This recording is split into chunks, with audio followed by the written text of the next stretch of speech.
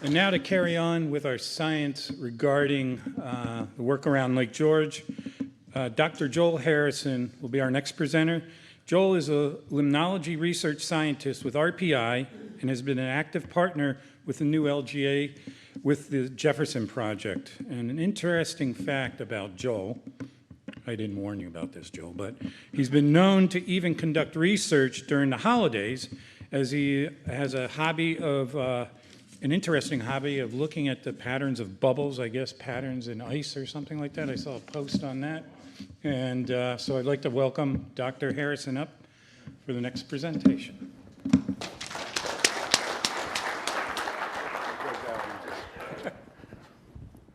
Okay, thank you, Chris. I didn't know that the bubble photos were so famous. That's news to me. So, and apparently that was methane production in the sediments of a very clear lake that led to these strange bubble formations. I'm happy to hear it's of interest to people. Yeah, so as Chris said, I'm a research scientist with RPI, located at the, stationed at the Darrin Freshwater Institute. And of course, the Jefferson Project that I'm a part of is a collaboration between RPI, the Lake George Association, and IBM Research. And I'll admit, I wasn't 100% sure about starting with this slide, but now having seen Jim's presentation, I realize it is the logical choice. So you have just seen this. For some novelty now, the units are different, the numbers are different because we're looking at mass units instead of molar units, but Jim did start with this. So this is based on the offshore chemistry program monitoring that's been going on at the Darrin Freshwater Institute for over 4 decades now. Here I've pooled data from those 5 sites you can see in the map on the left. Those are our sites with the long-term records. Those are deep water sites. And the data here are from the upper mixed layer, 10 meters. So what you can see is essentially a linear increase over time. The chloride concentrations more than tripling from about 5 milligrams per liter in 1980 to over 15 milligrams per liter at the present time. And there was just a question about remediating lakes, getting the salt out, and to my knowledge, there is no way to do that. And of course, this is why it's important to nip it in the bud, because once it's in there, it takes a long time to flush out.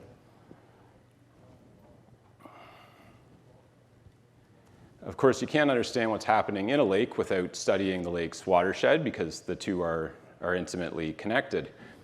So the Jefferson Project has 12 stream monitoring stations. 11 of those stations are tributaries. One of the stations you can see at the north there, La Chute, is the outlet of the lake, so that's not a tributary, of course. With these 11 tributaries, we capture just under half of the total drainage area of the lake. There's a lot of small streams and direct runoff, so it's just not practical to get 100%, but we think we get a representative roughly half with these 11 tribs. Anyone who knows the area, which I assume is everyone in this room, and those online as well, won't be surprised to see that about 95% of the area is forested, leaving about 5% that is developed areas. Just over 1% in total is impervious surfaces. So by this, we just mean any surface that won't allow water to percolate through it down into the groundwater. Okay, so what do we do as part of this tributary monitoring? Well, you can see the inside of one of the monitoring stations here and the equipment that would be inside. That barrel or drum looking thing, the gray thing in the bottom right, is a Anisco auto sampler, so we can program these and trigger them remotely in order to collect a large number of water samples sequentially. And we do this during high flow events or storm events. So in the bottom left there, you can see a storm hydrograph, and just an example one from, I think that's Indian Brook. So that's the flow rate over time after a rainstorm. And because the water chemistry is so variable and so dependent on flow, we need to do this kind of sampling to understand, to get a full picture of how dynamic the water chemistry is. So we take a large number of samples, and then we just analyze a subset of them to conserve resources. So 1 or 2 at base flow, a few in the rising limb when the stream flow is increasing, maybe 1 at the peak flow rate, and then a few during the receding limb or when the stream is tending back towards the base flow condition. So in addition to this event sampling, we also have regular base flow monitoring that's done on a regular schedule, monthly, for various chemical parameters, nutrients, and so forth. And to get high frequency data, we have a number of sensors, and you can see some of those in the top right there. So there's an exosonde that has a number of probes to detect things like temperature and specific conductance, dissolved organic matter, chloride, of course, and then we measure the hydrostatic pressure in the stream, and from that, as Jim was explaining, using rating curves, you can estimate the discharge or the flow rate based on the water level. We have some soil moisture probes as well. So here's some chloride data from the tributaries for a 4-year period, 2017 to 2020. If you're not used to looking at box plots, the boxes represent the first quartile to third quartile, so the 25th percentile to the 75th percentile of the data. So half of all the data are in those blue boxes there, and then the maximum and minimum values are at the extreme ends of what are called the whiskers of the box plots. And those black bars there show you the median values. So the median is the middle value if the values are ordered. Usually it's close to the average, depending on the data distribution. In any case, what you can see here for these tributaries is quite a lot of variability from stream to stream. If you look kind of in the middle of the plot there, Shelving Rock, Pole Hill, and Northwest Bay Brooks, the concentrations are almost zero. There's essentially no chloride in these tributaries at all. Contrasted with the south end of the lake where we are now, English, East, West Brooks have much higher concentrations, getting up to around 100 milligrams per liter or higher at some times. Here I'm showing the same map, the same patterns, just the shading here is scaled to the concentrations, so the darker the color, the higher the chloride concentrations by sub-watershed. And again, Jim touched on this idea, or I guess he referenced work that had already been published on this, and I don't think it'll shock anyone, but we can explain the average chloride concentration in the tributaries, or at least a lot of that variation, just based on how much impervious surface area is in that sub-watershed. It's not a perfect relationship, but considering we've got a pretty narrow range of impervious surfaces when you compare our watersheds to others, nationwide, more urbanized areas, this is a pretty small percent of impervious surfaces, just between 0 and 3.5%, but there is that strong positive correlation there. So higher impervious surfaces, higher average chloride concentrations. Looking now just at the higher chloride sites, so these are English East, Finkel, and West Brooks, circled there on the left side. You can see there's a fair bit of seasonal variation. So in the other plot, we're looking by month of the year. And again, Jim touched on this a little, but if you might expect, okay, the salt's being applied in the winter. In April, we have all the snow and ice melting. This is when chloride's going to be highest in the streams, right? It's all getting, it's going away with the runoff into the streams when the ice and snow melt, but it's actually the opposite. So it's a little counterintuitive. What you see is in April, month 4 there, actually has the lowest concentrations of the year, and the highest concentrations are found at the driest time of the year, so around July to September, around August, when water levels in the streams are low or more or less at base flow, dry conditions. So maybe a little counterintuitive, and what it points to is the groundwater really being the source of the chloride. The salt gets down into the groundwater, and that at base flow is what's providing the water in the streams, right? And so when you have a big melt event or a big rain event, all that water that's extremely low in chloride is diluting that chloride in the streams, and the concentrations at that time are much lower.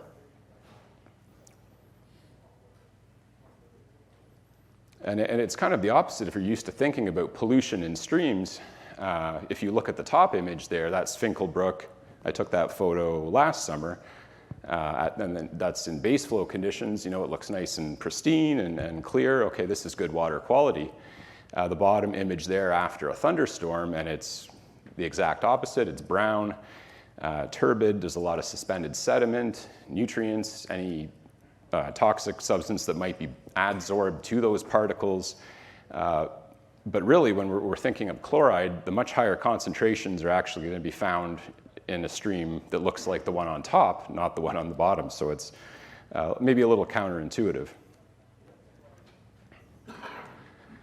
Just more on this point. So these are sensor data now from a rainstorm event just a couple months ago, back in August.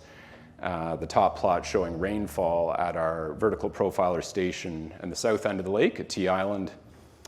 Shortly after all that rain fell, you can see in the middle plot there, and I'm just using East Brook as an example, could have used any of a number of tributaries, but you see a big increase in stage, or the height of the water in the stream channel, very rapidly, and at the same time a very rapid decrease in the chloride concentrations as they're diluted by all that runoff. So they go from something like 140 milligrams per liter all the way down to 25 milligrams per liter in a pretty short time.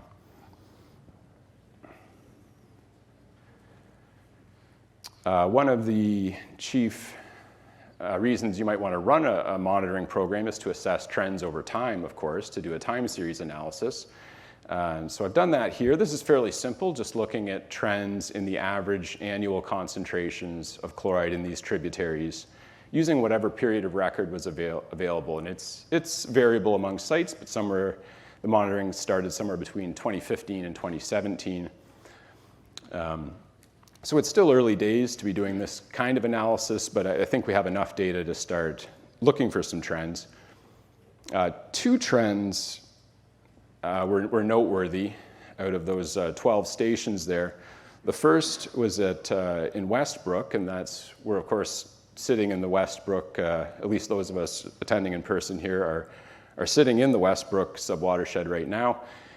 So there was a significant increasing trend in chloride over the period of record in Westbrook, about 1 milligram per liter per year.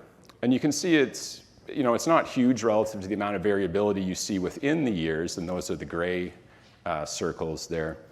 Works out to about 2% per year if you do the math on that. And that's the annual average concentration at base flow conditions. And I use base flow because, as I said, that's when they tend to be the highest. Looking at the northwest part of the Lakes Drainage Basin now, this is Hague Brook Watershed. The opposite situation, so we have a declining trend here over the period of record since 2016. Similarly, it's about 1 milligram per liter per year. This time it's a decrease. Works out to about a 4% decrease per year because the concentrations in Hague Brook are lower than Westbrook. It's more in relative terms. Okay, to sum up, so the chloride in Lake George has more than tripled over the past 4 decades. The tributary concentrations tend to be higher where there's more impervious surfaces, things like, for example, roads or parking lots where salt is applied. The concentrations are lowest during the spring thaw and other high runoff periods, like after storms, are lowest then and highest in late summer during low flow conditions, presumably because the groundwater is enriched in chloride and it's feeding into the streams. There's evidence of an increasing trend in chloride in Westbrook and a declining trend in Hague Brook, based on the available period of record at these stations. And we do want to keep this monitoring going to get a longer period of record and do a more robust analysis at these stations and all the other stations as well. So I'd like to thank all my colleagues at the Darrin Freshwater Institute and others associated with the Jefferson Project. And I will stop there and happy to answer any questions.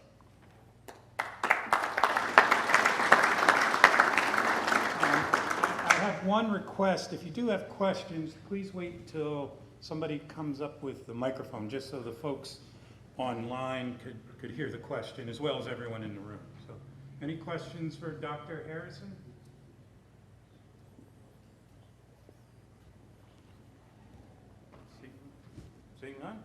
Oh, just one. Oh, I'm sorry.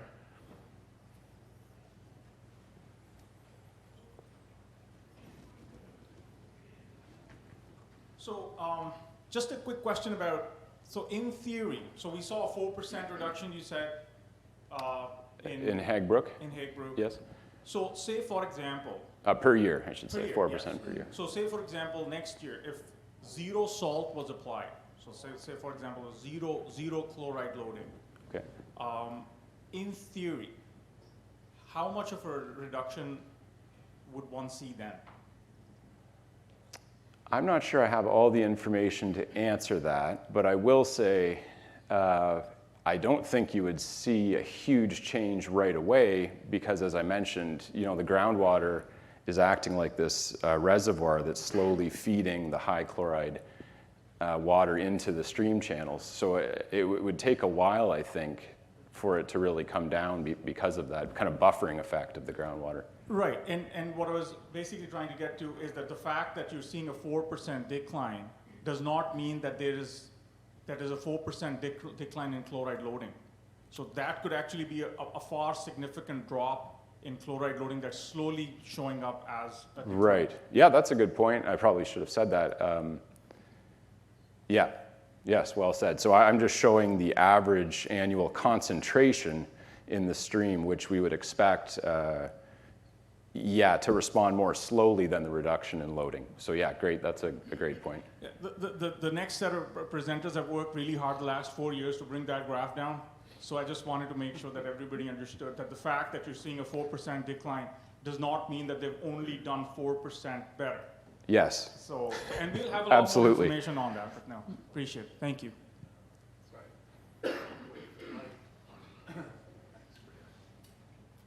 Thanks, Joel. That was excellent. And I really appreciated Rick Hibbs' point. Very briefly, so what Hague has demonstrated, at least as the data shows, Hague has been a real leader, as we know, those of us in the basin, in reducing the use of road salt. I mean, they're setting the pace for others. And is it a safe bet that as goes the application rates in Westbrook, Eastbrook, those other brooks that are trending in the wrong direction, that we would see this similar downward slope? Does that make sense or no? Well, first, I don't think there was, I know there wasn't a statistically significant trend in those other brooks like Eastbrook and English. It was just that they had higher average concentrations. Well, you said there was an increase, I thought. In Westbrook, yes. Correct.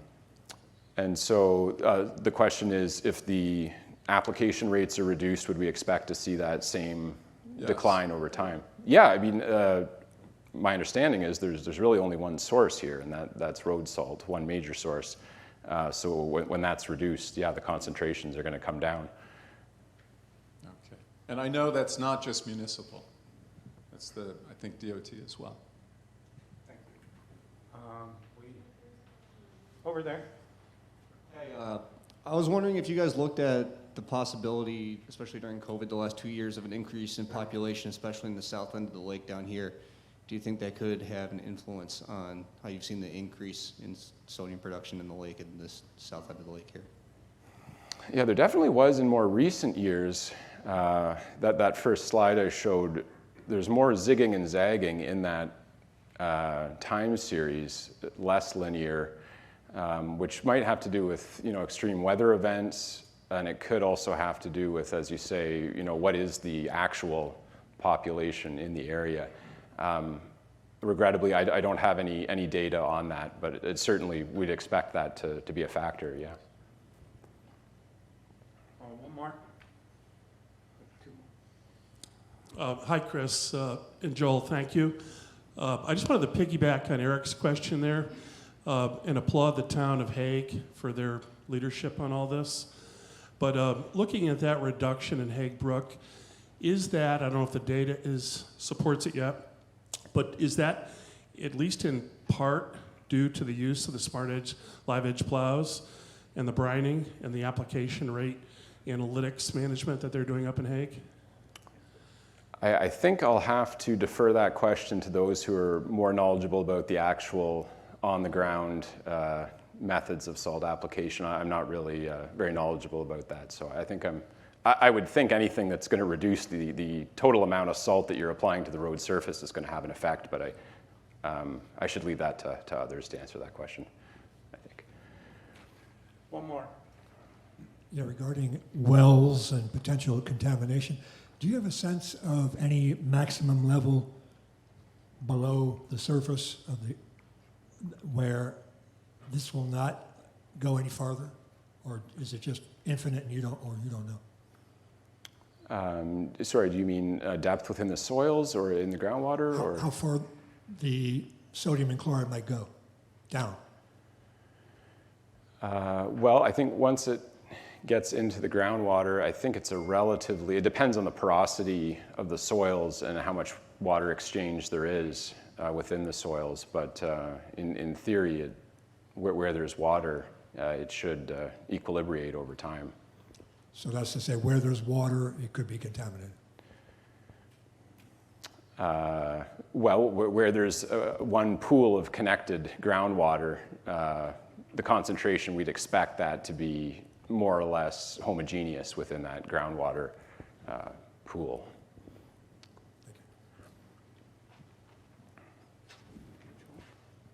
Okay, thank you.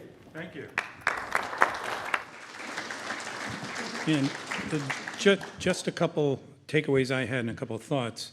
Some research was done by the Adirondack Watershed Institute on that very thought on the impact of chlorides to wells. So you may want to follow up with Dan Kelting and some of his work. And another thing was the observation of, you saw the levels in Lake George and the levels in our streams, which could be 6 to 10 times higher than the lake. So clearly we can see the impacts to our waters.